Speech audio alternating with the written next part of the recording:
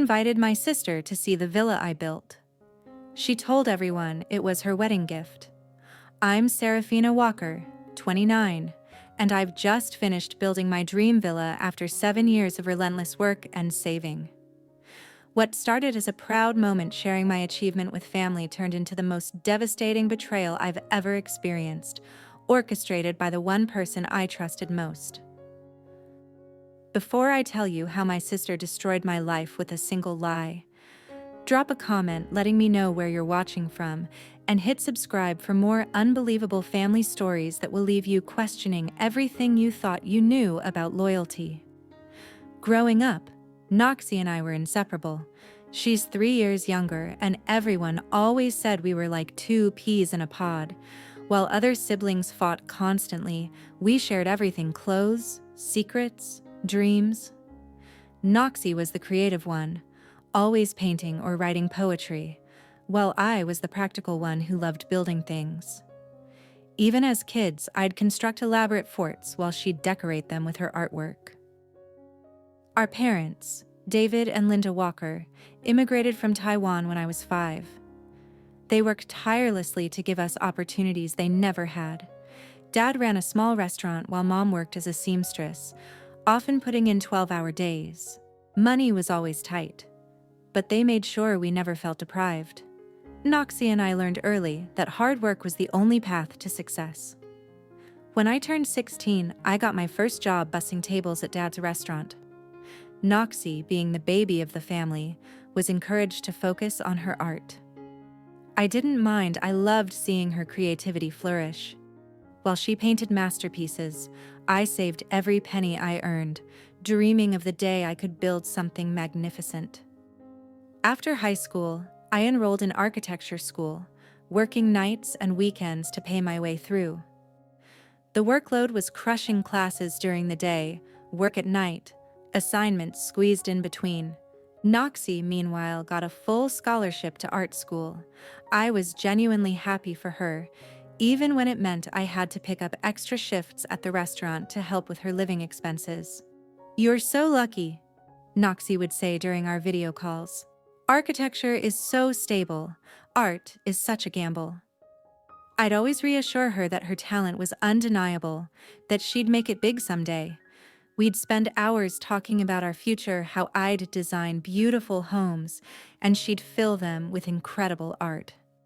After graduation, I landed a position at Morrison Associates, a prestigious firm in Seattle.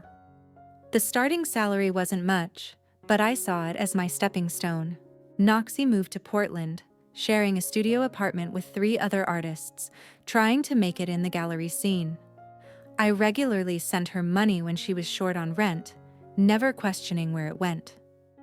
For 3 years, I lived in a tiny studio apartment, spending almost nothing on myself. While my colleagues went out for drinks and weekend trips, I stayed home, sketching house plans and calculating how much I needed to save. My dream was specific: a modern villa with floor-to-ceiling windows, overlooking water, with a dedicated art studio that Noxie could use whenever she visited. The breakthrough came when I turned 25.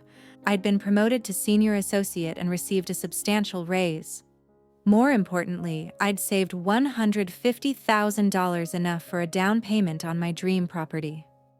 I found it on a quiet peninsula outside Seattle, 2 acres with 200 feet of waterfront, perfect for the villa I'd been designing in my mind for years. The day I closed on the land, I called Noxie first. "I did it," I screamed into the phone. "I bought the land for our villa." "Our villa?" she laughed. "Don't you mean your villa?" "It's going to have the most incredible art studio," I said, ignoring her correction. "Natural light from 3 directions, 20-foot ceilings, everything you've ever dreamed of." There was a pause. "Serafina, that's amazing. I can't believe you actually did it." Construction began 6 months later. I hired the best contractor I could afford, Marcus Rodriguez, who specialized in custom homes. Every evening after work, I'd drive to the site, watching my vision come to life. The villa was going to be stunning, 4,000 square feet of modern elegance with clean lines, an infinity pool, and that promised art studio overlooking the water. Noxie visited the construction site twice. The first time, she was genuinely excited, taking photos and talking about which wall would be perfect for her larger pieces. The second visit, something felt different. She was quieter, more observant, asking detailed questions about the timeline and budget. "You're spending a fortune on this place," she said, watching workers install custom Italian marble in the foyer. "I've saved for years," I replied. "This is my dream, Em. I want it to be perfect." She nodded slowly. "It's going to be incredible. You're so lucky to have such a stable career." The villa was completed 18 months later. Walking through the finished space for the first time was overwhelming, every detail exactly as I'd envisioned. The great room with its soaring ceilings, the master suite with panoramic water views, the gourmet kit walker with professional-grade appliances, and Noxie's studio with northern light streaming through massive windows. I planned a housewarming party for the following weekend, inviting everyone, family, friends, colleagues. I wanted to share this moment with everyone I loved. The night before the party, I called Noxie. "I can't wait for you to see it finished," I said. "The studio is absolutely perfect. I already set up an easel by the window." "I can't wait either," she said, her voice strange. "Serafina, there's something I need to tell you tomorrow. Something important." "Can't you tell me now?" I asked. "It's better in person. I'll see you tomorrow." That night I barely slept. Noxie's tone had been odd, almost guilty, but I pushed the worry aside, focusing on the excitement of finally showing off my achievement. The next morning, I woke up early to prepare for the party. I arranged flowers throughout the house, set up a bar on the terrace, and triple-checked every detail. Around noon, Noxie arrived, but she wasn't alone. She brought her boyfriend Jake, whom I'd only met once, and surprisingly, her friend Melissa, who worked at the local newspaper. "Wow," Noxie said, walking through the front door. "It's even more beautiful than I imagined." I gave them the full tour, ending in the art studio. Noxie stood by the window for a long time, looking out at the water. "This is perfect," she said quietly.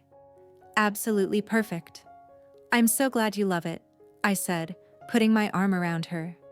"I designed it just for you." She stiffened slightly. "About that, Serafina, I need to tell you something." Before she could continue, other guests began arriving. "Later," she said. "We'll talk later." The party was everything I'd hoped for. Colleagues admired the architectural details, friends marveled at the views, and everyone seemed genuinely impressed. Noxie was charming as always, leading small groups through the house, pointing out features with surprising expertise. Around 8 p.m., I noticed Noxie talking intensely with Melissa near the studio. Melissa was taking notes, occasionally looking around the room and nodding.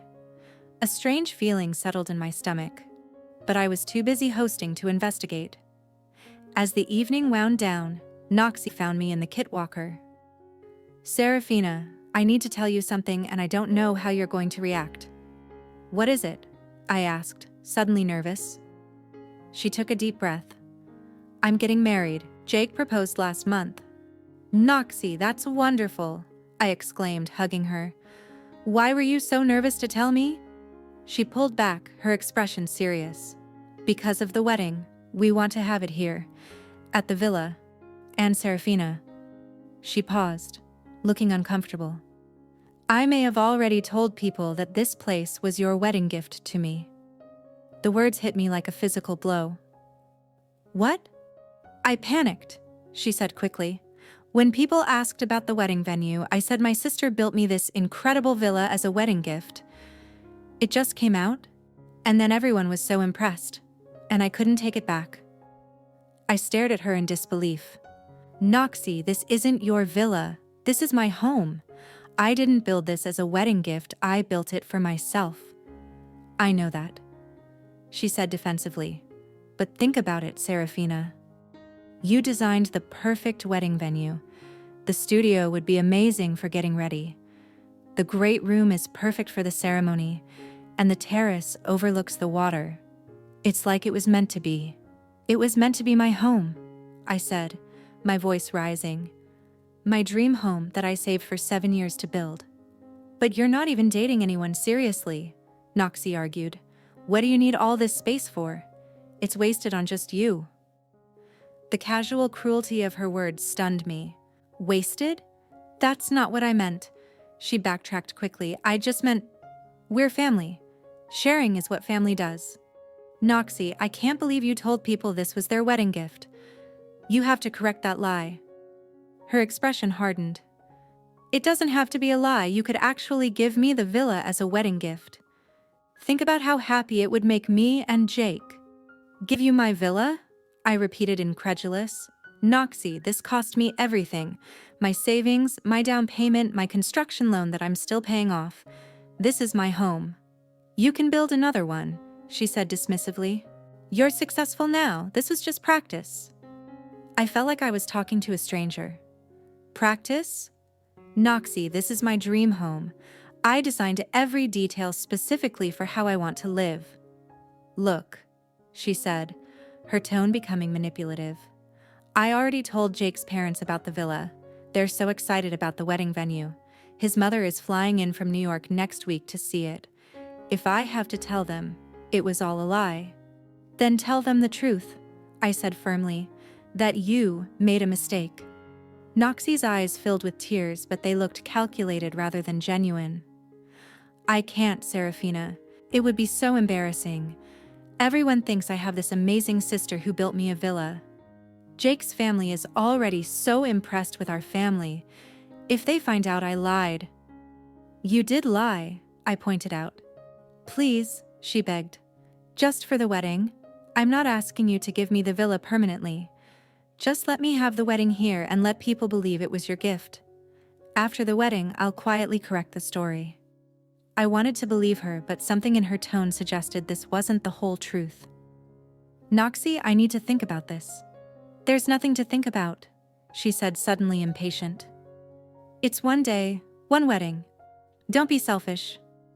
Selfish? The word stung. I'm selfish for wanting to keep the home I built? You're being ridiculous, she snapped. It's not like I'm asking you to move out permanently. Just for the wedding preparations and the ceremony. Wedding preparations? How long are we talking about? Just a few months, she said vaguely. Maybe 6. The venue needs to be perfect, and I'll need time to plan everything. 6 months.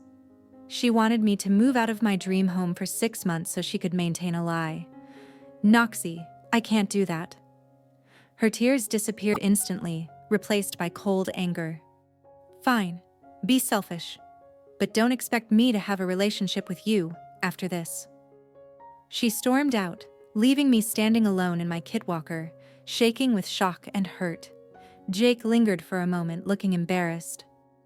I'm sorry, he said quietly. I didn't know about any of this.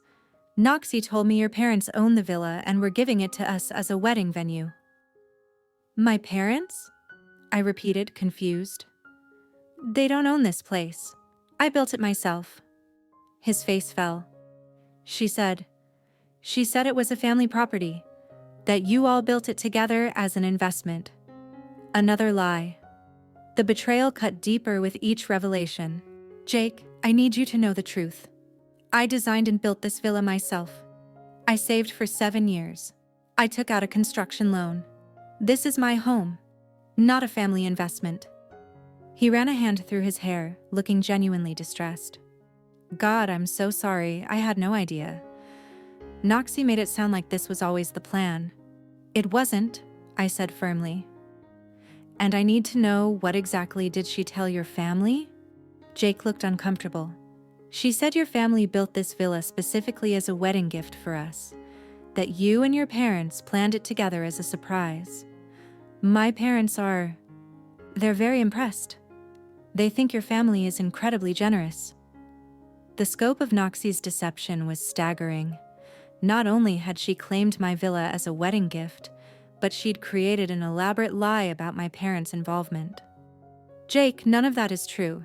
My parents have never even seen this place. I'm starting to figure that out, he said miserably.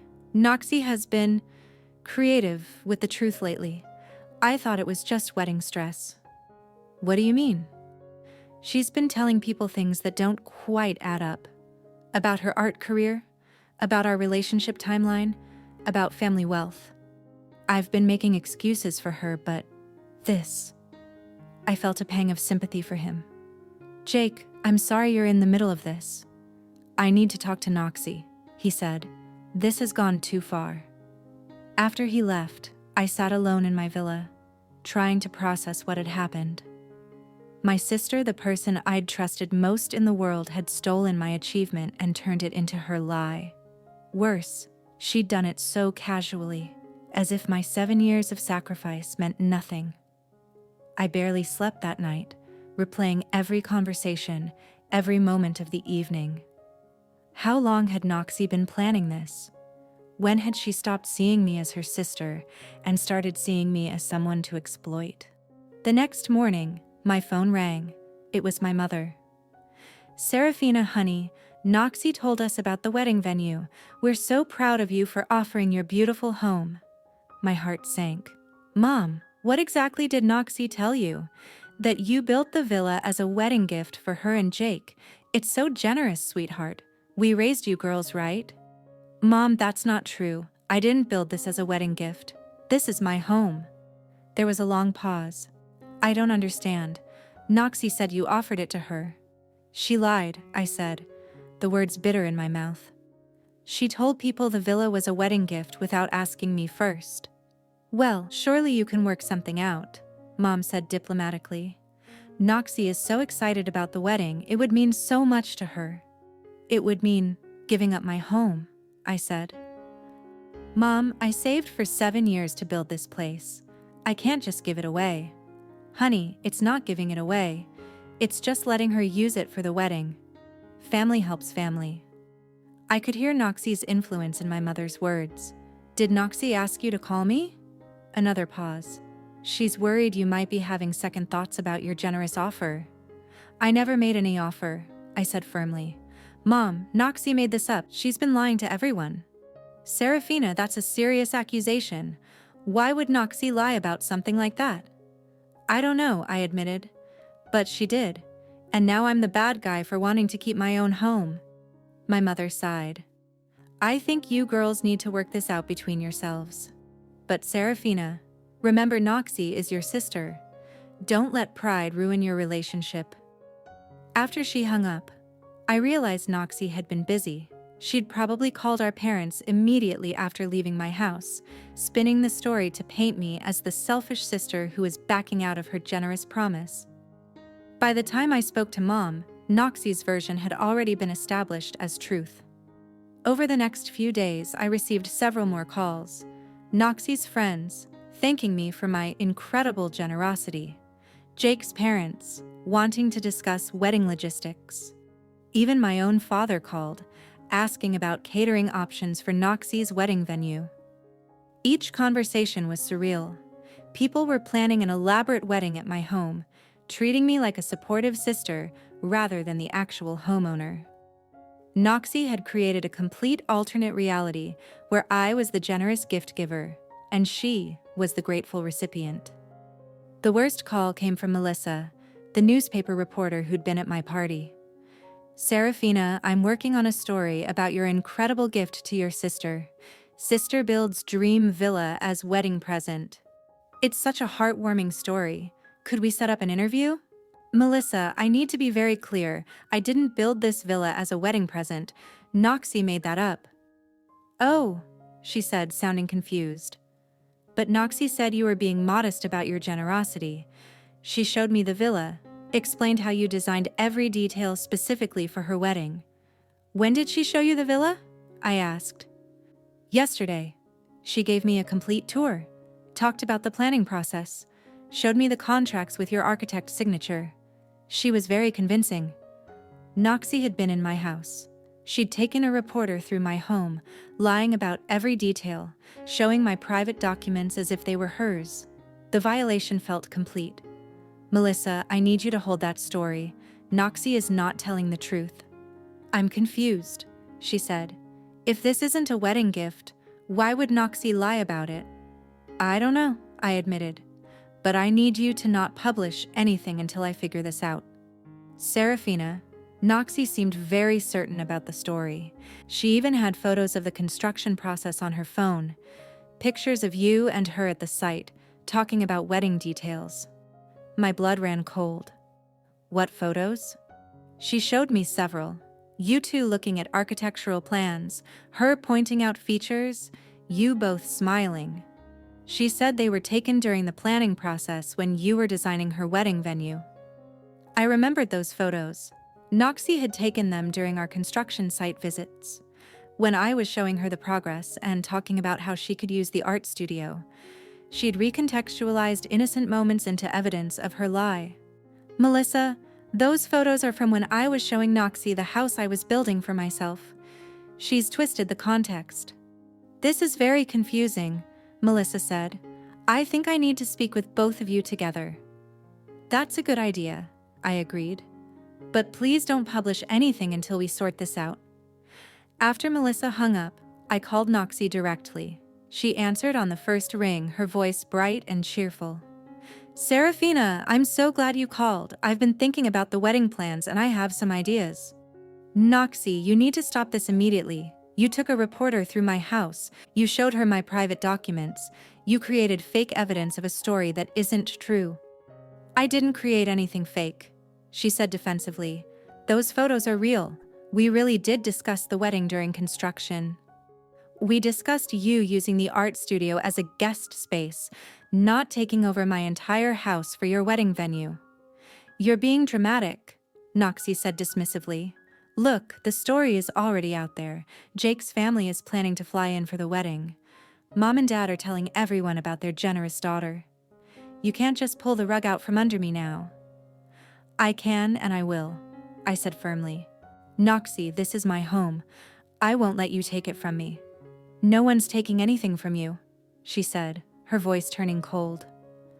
I'm asking you to share, but if you're going to be selfish about it, fine. Just know that this will destroy our family. I'm not being selfish. I'm protecting what's mine. What's yours? She repeated mockingly. You sound like a spoiled child. Mine, mine, mine. You have everything, Serafina. The successful career, the beautiful home, the perfect life. Can't you share just a little of that with your sister? Noxie, I worked for everything I have. I saved for 7 years while you spent money on art supplies and studio rent that I helped pay for. So now you're throwing that in my face? The fact that you helped me when I was struggling? I'm not throwing anything in your face. I'm pointing out that I've always been generous with you. But this is different.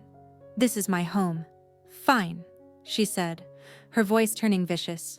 Keep your precious villa, but don't expect me to be part of your life anymore. And don't expect Mom and Dad to take your side when they hear how you destroyed my wedding.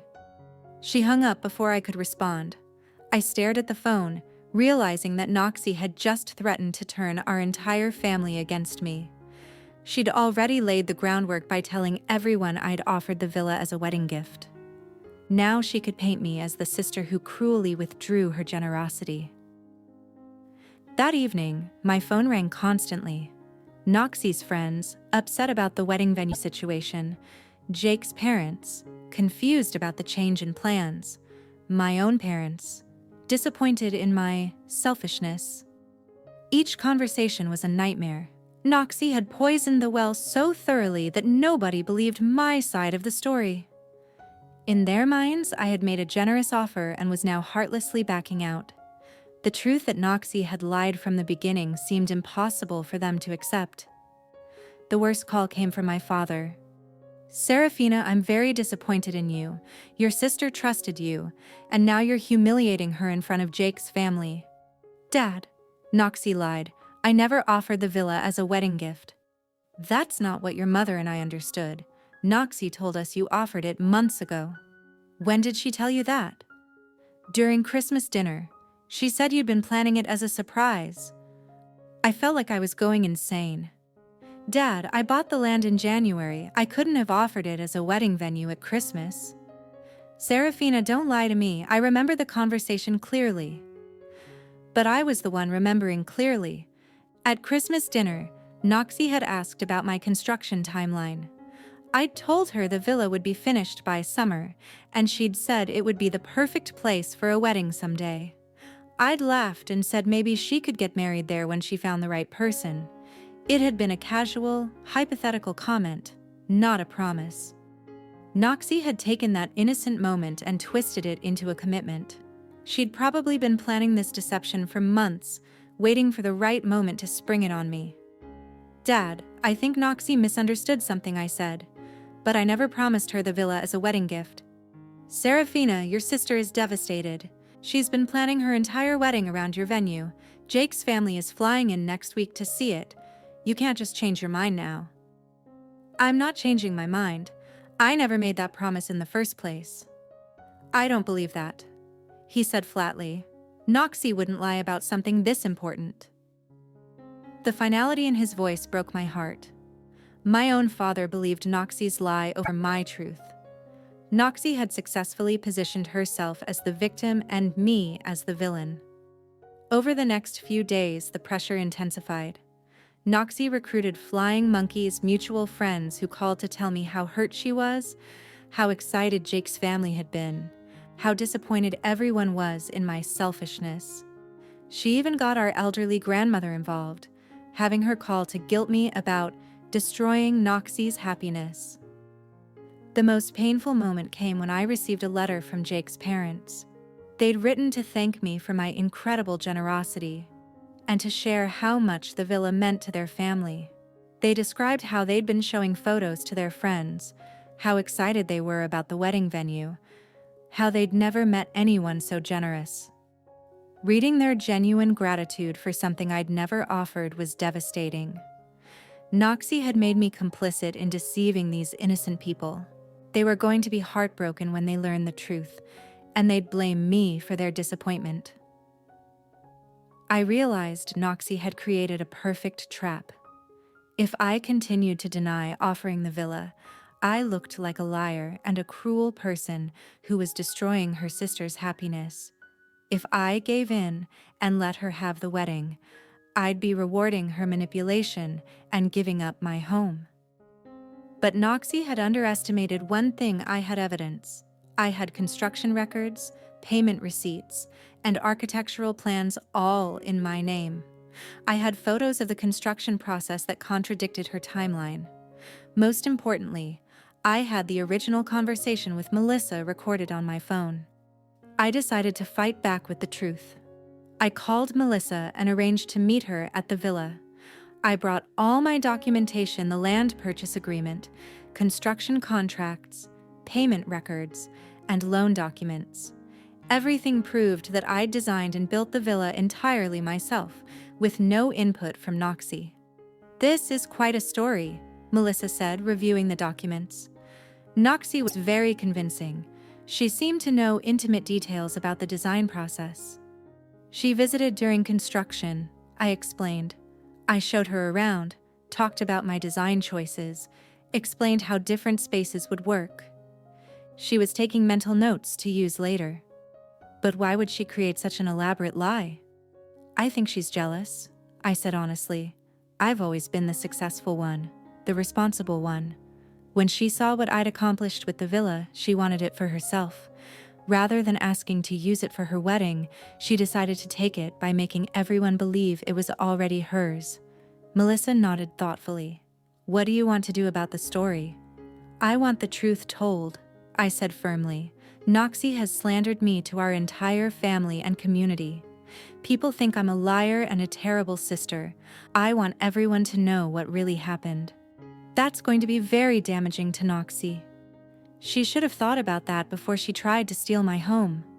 Melissa published the story 3 days later. The Villa That Wasn't. When Family Lies Unravel, ran on the front page of the local section, complete with documentation proving my ownership and construction timeline. The story detailed Noxie's deception, including her fake timeline and manipulated evidence. The response was immediate and overwhelming. Jake's parents called to apologize profusely for believing Noxie's lies. Several family friends reached out to express their shock and support.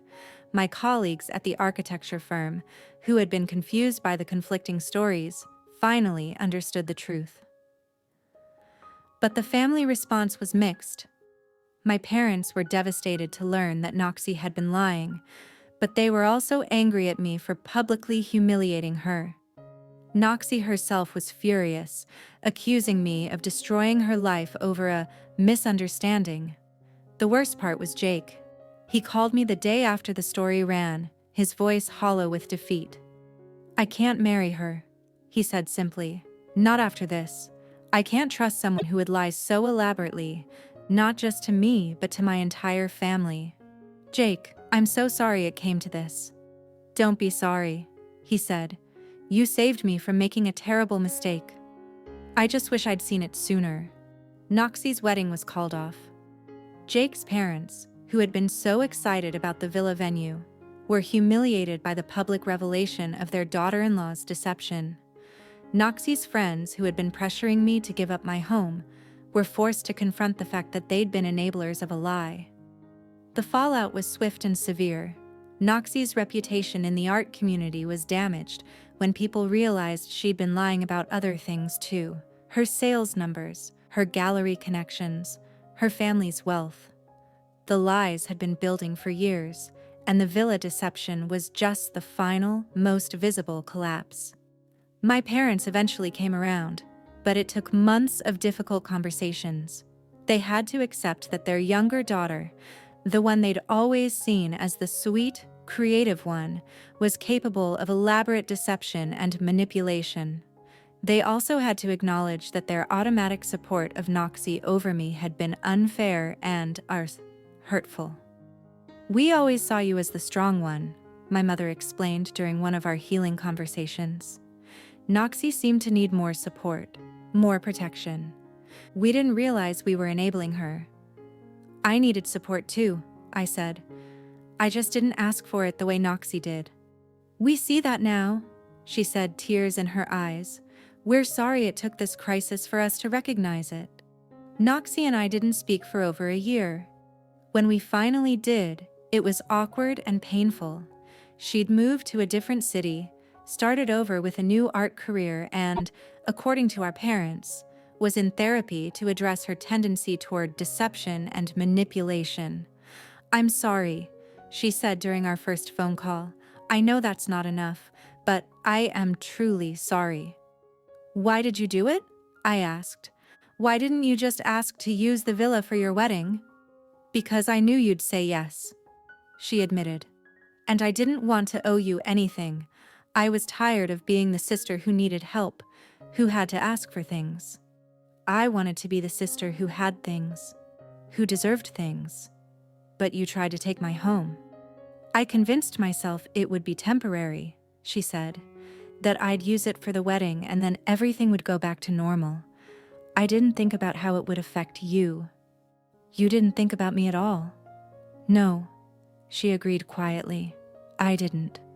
I was so focused on what I wanted that I forgot you were a person with feelings and rights." The conversation was a beginning, but our relationship was forever changed. I could forgive Noxie for her deception, but I couldn't forget how easily she'd been willing to sacrifice my happiness for her own. The trust we'd built over decades was shattered, and rebuilding it would take years. But I had my villa. I had my dream home, my sanctuary, my achievement. Noxie's lies had been exposed, her manipulation revealed, and her attempt to steal my life had failed. In the end, the truth had prevailed. As I sit here now, 2 years later, writing this story from my beautiful villa, I can honestly say I'm grateful for what happened. Noxie's betrayal was devastating, but it taught me valuable lessons about boundaries, family dynamics, and the importance of protecting what's yours. The villa is everything I dreamed it would be, a masterpiece of design and engineering, a testament to 7 years of sacrifice and hard work. But more than that, it's a symbol of my strength, my independence, and my refusal to be victimized by someone else's lies. Noxie eventually found her own path. She's building a legitimate art career, in a relationship with someone who appreciates her honesty, and slowly rebuilding her reputation. We text occasionally, exchange holiday greetings, but we'll never be the close sisters we once were. Sometimes I wonder what would have happened if I'd given in to the pressure, let Noxie have her wedding at my villa, and stayed silent about her lies. I might have preserved family peace in the short term, but I would have lost my self-respect and enabled her destructive behavior. Instead, I chose to fight for what was mine. I chose truth over family harmony, self-respect over keeping the peace. And while the battle was painful, the victory was worth it. My villa stands as a monument not just to my architectural vision, but to my refusal to be manipulated, deceived, or robbed of my achievements. It's a reminder that sometimes the most important thing you can do is say no, even to family, even when it's difficult, even when it costs you relationships. Because in the end, you have to live with yourself. And I can live with the knowledge that I stood up for what was right, protected what was mine, and refused to be a victim of someone else's lies. The villa is mine, the victory is mine, and the peace of mind that comes from knowing I fought for what I believed in, that's mine too. What about you? Have you ever had someone try to steal your achievements or manipulate you into giving up something important? How did you handle it? Drop a comment below, I'd love to hear your story. And if this resonated with you, hit that subscribe button for more stories about family drama, personal boundaries, and standing up for yourself when it matters most. Sometimes the people closest to us are the ones who try to take the most from us. But when you know your worth, and you're willing to fight for it, you can protect what's yours and build the life you truly deserve.